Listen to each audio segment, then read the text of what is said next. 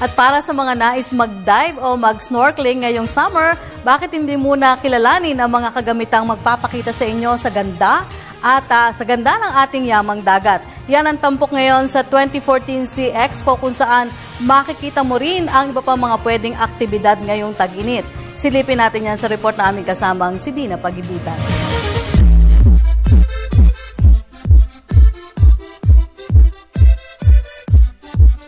Tag-init na naman. Kasabay nito ang kaliwat ka ng plano ng pagre-relax at pagtuklas sa ganda ng mga yamang tubig sa bansa. Ngunit handa ka na ba sa iyong pagbabakasyon? Kung hindi pa, bakit hindi mo bisitahin ang Sea Expo na ito sa Pasay City?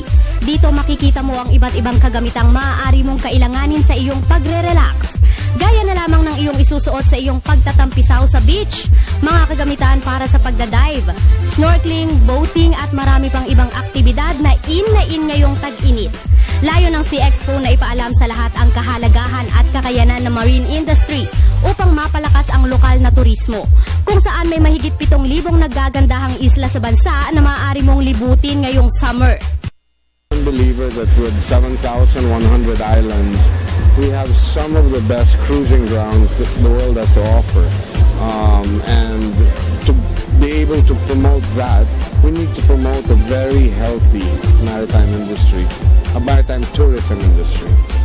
Kabilang sa Sea Expo ang iba't ibang produkto o obra ng iba't ibang kumpanya, mapalokal o ibang bansa.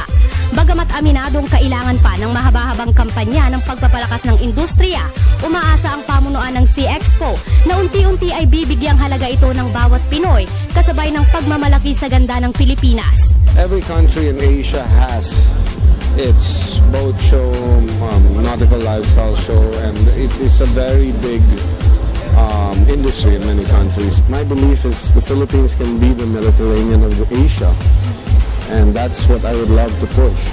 Tinitingnan din ng pamunuan ang posibilidad na makipag-ugnayan sa gobyerno upang magamit ang mga produktong ito sa humanitarian assistance and disaster response sa panahon ng kalamidad.